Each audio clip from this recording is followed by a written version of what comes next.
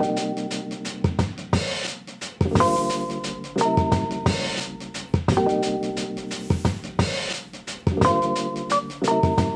everyone, welcome back to my YouTube channel. If you are new here, my name is Heather Lewis and I'm just going to address the elephant in the room right here, right now. Yes, my eye is puffy. I don't know if you can see it that much on camera, but it is very puffy. It started puffing up when I was refinishing the last dresser that I did. I'll pop a picture up right here. If you didn't see the video yet, go check it out. I'm not really sure what happened. I think I got bit by a bug while I was sanding and it just went downhill from there. So it is currently swelled up, but it's ever so slightly going down. So it might look a little ugly, but it doesn't hurt or anything, so I can still work and all is good. I am in the back garage today because there is a piece of furniture in here that is actually something we are keeping. And my stepmom actually asked me to do this project for her so that she could put in the sunroom. So I'm super excited to do it. It's something that I have never done before, but a lot of other channels have done it. Today I'm going to be taking an old vanity and splitting it into 2 nightstands. So let's go ahead and get it out and start working on it. I've wanted to do a project like this since the first time I've seen it done, which was such a long time ago, probably when I was first starting to flip furniture, but it always seemed too complicated or too difficult to achieve. This desk or vanity, though, doesn't have too many joint parts, so I thought it would be a great beginner-friendly project. At this point, I am not new to furniture flipping when it comes to prep work, painting, changing out the hardware, or anything like that, but this was definitely new for me. Although this piece is beautiful as is, it's not getting used and it would serve a better purpose being nightstands or end tables in our sunroom. Right now I'm showing you the back and all the parts that need to be taken off. As you can see, they are all held by screws, which is going to be super easy to remove. I was able to take a flathead screwdriver and remove the 2 long boards that held up the mirror prior. Because this was such an old vanity, the screws were pretty loose all around. And once I got in the groove of taking all these extra screws out, it was pretty much smooth sailing after that. What's really nice about the make of this vanity is that removing all of these additional pieces really isn't going to affect the nightstands themselves. The best part is there won't be any major holes on the sides from removing all of the extra parts. For this reason, I think that the vanity is super beginner friendly, as I know some projects like these can be a much bigger undertaking, and that's why I think that this was perfect for me to do when it was my first time. It really didn't take too long before the top of the back was completely unscrewed and was practically falling off. There was one screw that was completely rusted over and stuck in there, but I was able to easily pull it away anyways. Next was this middle part that was kind of the glue to holding both sides together, as well as the middle top section that eventually will be going as well. As soon as it was off, I could really start to see these as 2 nightstands over 1 vanity though, and I was getting super excited. Of course, this little part got stuck on there, but I was able to kind of get it off pretty easily, and it was actually the screw there that gave me a harder time because it was all bent and rusted over, but eventually I got that out too.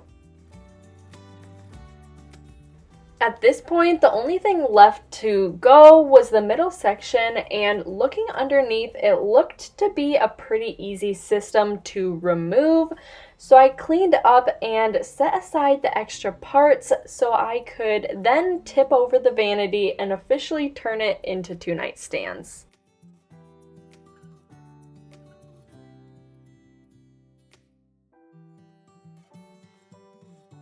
I wasn't exactly sure how to go about removing the final part, so it was very much trial and error for me.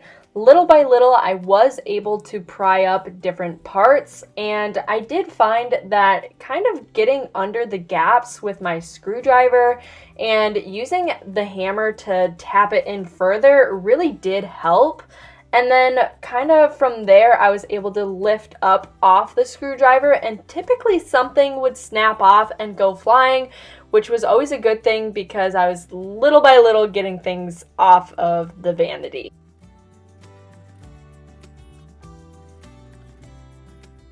I also realized that one good stomp with my foot seemed to be a really good solution to fully separate the two slides as well. Getting the last of the pieces off of the sides was probably where I really slowed down and started to watch more closely to what I was doing. I wanted to make sure to be super gentle so I didn't dent the sides at all, because I didn't want any of the wood to have dents or create any holes. Otherwise, I would have had a much bigger problem to deal with. However, luckily I did not add to the damage, and by the end of it, I had two really nice new matching nightstands. Now, just because this vanity was no longer a vanity and now two nightstands, the job was still far from over at this point. So I started to take the top two drawers out because the nightstands still had quite a few unnecessary nails in them, and the best access point to remove them was from the inside of the body. For this, I used my hammer to tap all the nails inward, and then from there I used these pliers-like tool to grab them out. It was really simple to do, and I did this for all of the nails on both of the nightstands.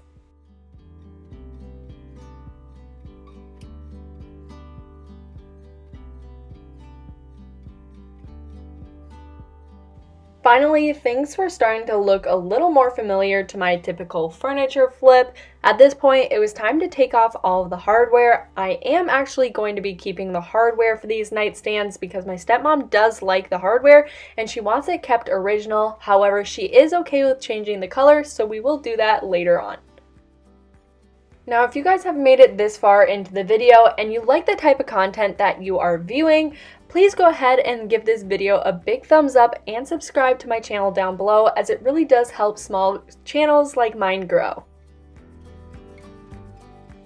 Once all of the hardware was off, I wanted to give it a good cleaning before moving any further, as it has been sitting in our back garage for quite some time.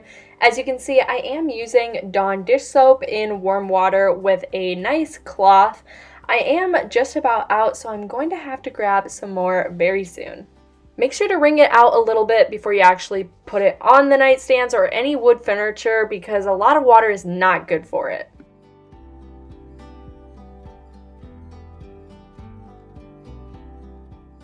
Because we are going to be keeping these nightstands in our home, and my stepmom constantly runs her business in the sunroom where she has clients in and out for appointments, I wanted to really make sure both of these pieces were clean from the inside to out. Working on these pieces so far, I had seen a lot of dirt and even more spider webs, so I really made sure to take my time. And within only cleaning the drawers, the water was already this dirty, so I decided to change it out before moving on to the body. With some new clean water and dish soap, I was able to finish the rest of the cleaning. Again, making sure to clean the inside and out, and especially the bottom where it had the most spider webs. I didn't want any of this going into my paint, so I really made sure to get it all off. And of course, after I got all of the dirt and the grime off, I went back with just a paper towel that had water on it, no dish soap. I wanted to make sure to get all of the residue off because you don't want the dish soap on either when you are ready to paint. The next thing I'm doing is taking my Dried X spackling and I'm filling all of the holes where the nails were. This product is great for beginners as it's pink when it's wet and it dries white, so you know when to sand it off.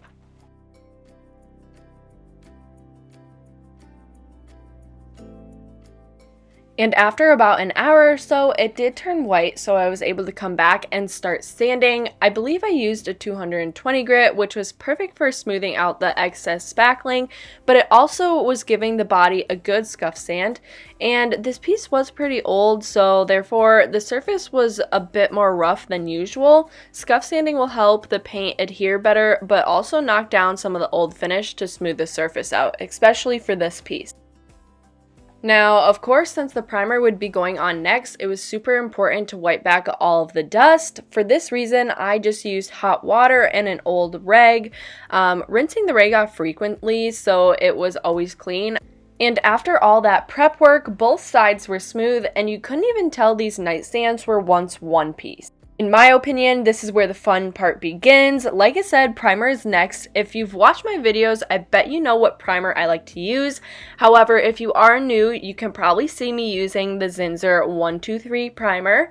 This primer is a great adhesion primer and is one of the most affordable primers on the market, or at least so I've seen.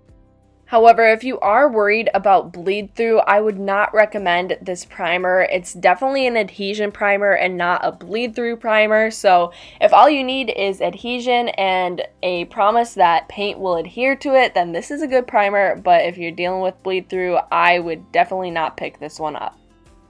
If you're interested in checking out this primer or any of the other products I've used in this video, I will make sure to link them all down below, so go ahead and check those out. Once the primer was fully on, I let it dry for a few hours and then I came back for paint, and because these nightstands are for my stepmom, I let her choose the color, and not to my surprise, she picked this cream color that I have recently done on quite a few pieces. It is a really pretty color and very neutral as well. I did go ahead and post a video about the color and where you can find it on my TikTok at Heather Lewis, so if you want to check that out, you can. I did this because I know so many people were interested in it and I kind of haven't really told much about the color, so go ahead and follow me and check out my TikTok for more info on that. Now, unlike practically every flip I have ever done, I did not end up top coating these pieces. I really trust this paint as a durable paint, for one, and for two, I just knew that this was going in a low traffic area, so I didn't end up top coating, but I can always go back and do that later. For that reason, this project is now done, so let's show you guys the final reveal.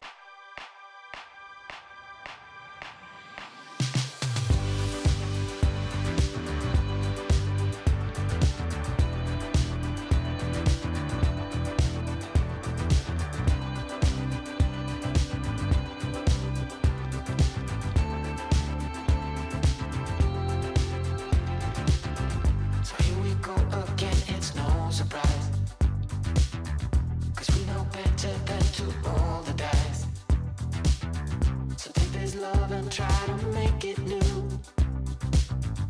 You can't fight it when it feels so true. You drive me crazy like no one else.